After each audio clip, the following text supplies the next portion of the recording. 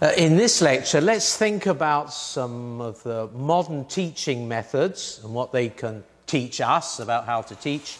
And also, let's look at a motivating teacher, Michelle Thomas. But let's first think about modern teaching methods. We have to remember that we're not just teaching a language, but we're teaching a person. And so we need to understand them before we can understand how to teach them. Now, in language teaching, there have been some major changes in the last several years. I'm just going to mention two areas. One, from structure to communication. In the past, the focus was on the structure of the language, grammar translation, translating from one language to another, learning grammar rules. But now, the focus on language teaching is communication. People want to learn languages to be able to use them, to be able to travel abroad. And so communicative language teaching has come in. And there's another lecture on that. So one big change is from structure, the language, grammar, the structure of the language, to communication, using it. Another major change is from teacher to student. In the past, the major focus was on teachers, teaching methods. What are better teaching methods? How to teach better.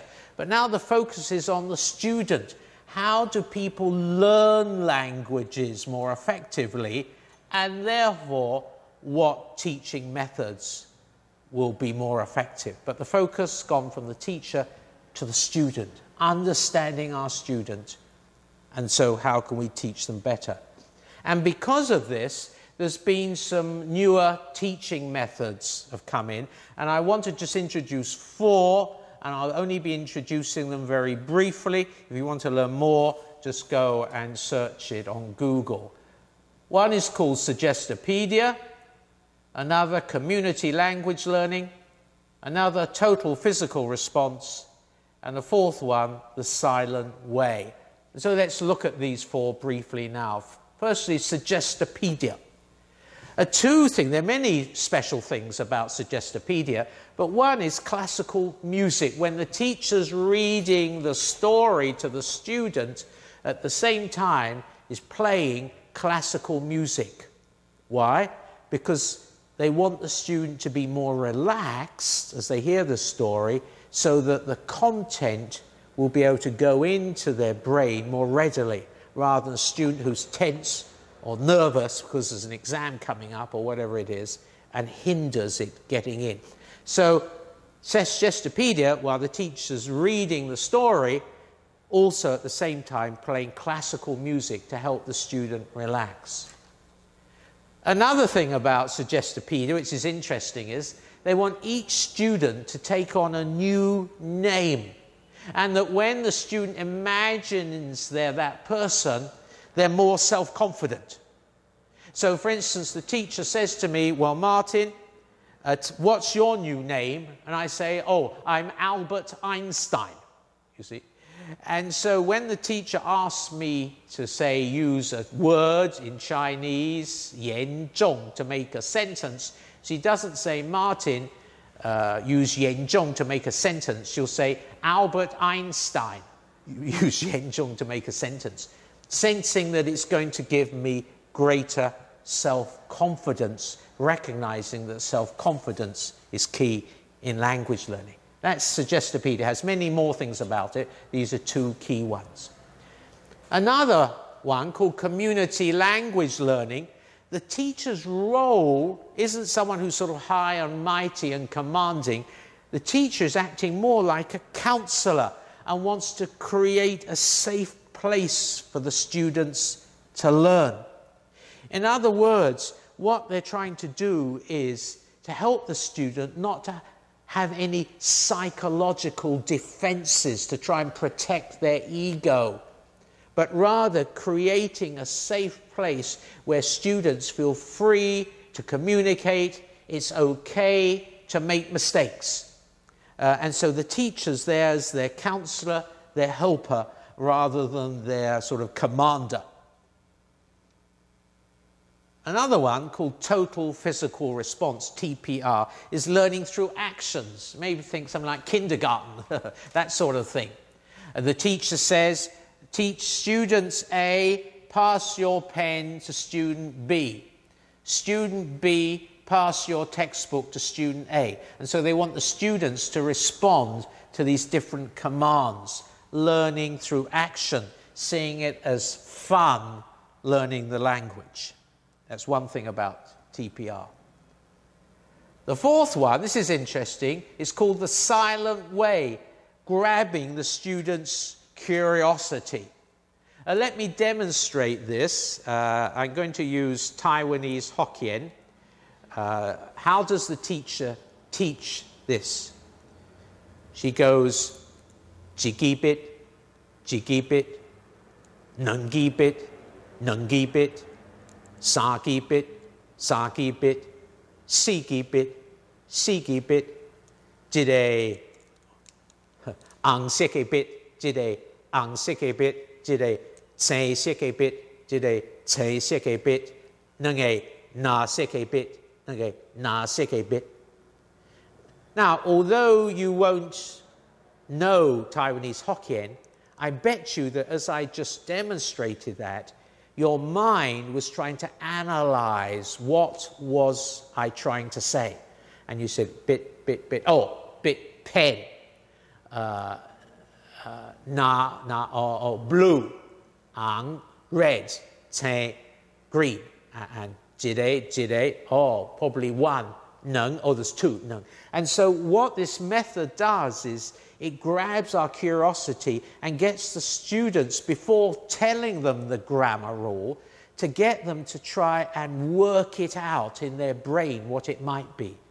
And that sort of learning is deeper learning, more effective learning.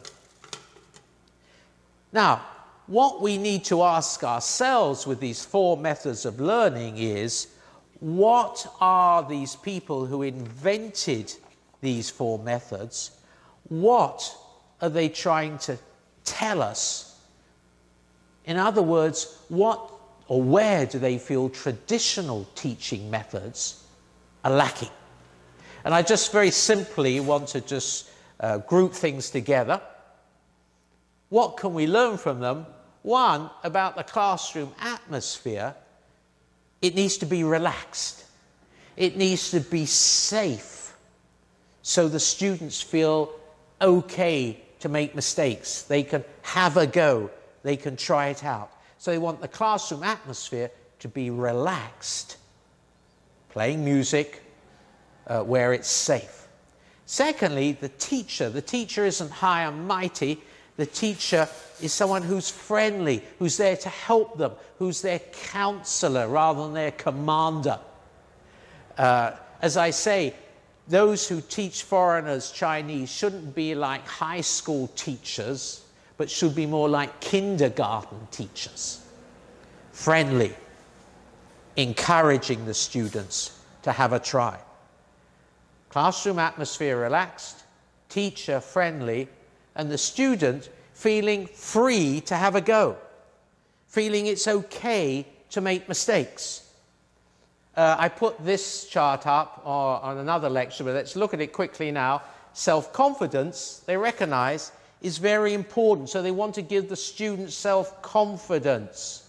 And if someone's self-confident, they'll express themselves, or more likely to express themselves well, and therefore they'll sense progress, and therefore they'll have these feelings of increasing fluency, happy, achieve, relax, which influences their self-confidence. And they recognize, the people who have thought through, have invented these teaching methods, that for the student to get self-confident rather than nervous, anxious, inhibited, is key. And so they want to keep this running. So that is what some of the more modern teaching methods have been trying to bring change to the classroom. The atmosphere, the teacher's role, and helping the student to feel more self-confident. Now, what I want us to do now is to look at one particular teacher, one particular teacher, and ask ourselves what the good language teacher can teach us.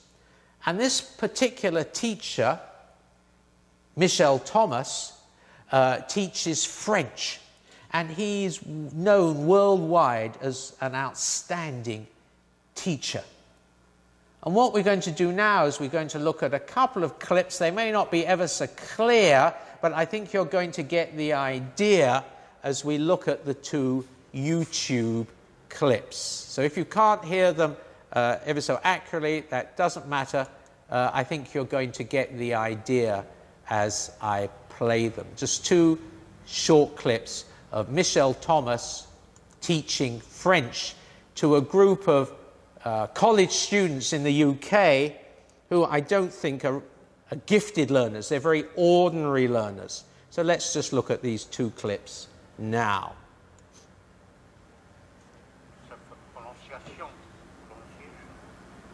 I will leer in French Frans I, like possible would be possible.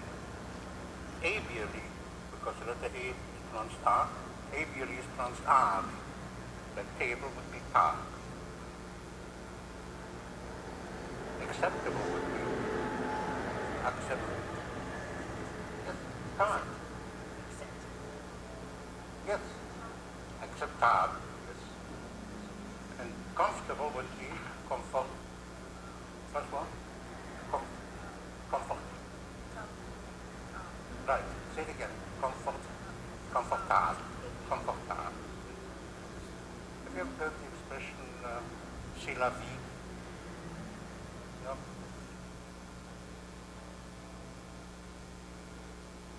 C'est means it is. It's spelled C''est. C'est means it is. How do you spell say? C''est. C''est. What's more? Right. What was table? Table. Comfortable? Comfortable. It is comfortable? Say? Say it again. It is? No. Once more, it is? C'est comfortable. So once more, it is? C'est comfortable. C'est comfortable. I will dissect everything into small parts and reassemble it in such a way that one will understand everything step by step. Okay, that's the first section. If you didn't hear it very clearly, you can go to YouTube yourself and play it. In fact, it's worth looking at the whole thing. I'm just going to play one other very short section, and then we'll move on. It's very important for you when you walk out, not to practice, not to try to remember, not to review mentally, and not to test yourself and say, no, let me see what I can remember. It's very important to leave it alone. Okay, let's stop there. Okay. Let's go back to the PowerPoint and continue where we left off. So this is Michel Thomas. As I say, if you want to, you look at the two YouTube clips or look at the whole thing. He's a very interesting teacher. And so what I think is helpful is if we look at what he's doing and see what are the good things that he's particularly focusing on that we can learn from. And I'm going to first focus on the student and then focus on the language. So let's focus on the student. What can we learn from the good teacher? Firstly, help students feel a sense of security. All right, he's in charge, but he's not sort of high and mighty. He's commanding, but he's not frightening. And what was interesting is if you look at the clip, the students, they may look nervous, and remember they had the television cameras focusing on them, but actually when the students got together afterwards, they said, wow, isn't he a great teacher? And so he was able to help them feel secure, even though he wasn't going to let them get away with any mistakes. They felt secure in his classroom. Secondly, the classroom atmosphere was relaxed. Again, if you look at the whole clip, you'll see this was in a school, I don't know, maybe in a high school, maybe in a college in London, UK. But what he did was, he insisted that all the desks, all the chairs be moved out, and that he moved in sofas, he moved in carpets to make the whole atmosphere more relaxed.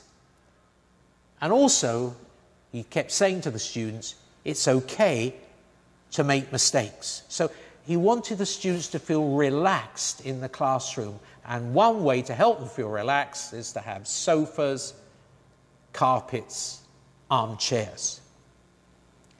The third thing is, and this is key, to give them self-confidence, he started the course off with something simple so that the students grasped it quickly.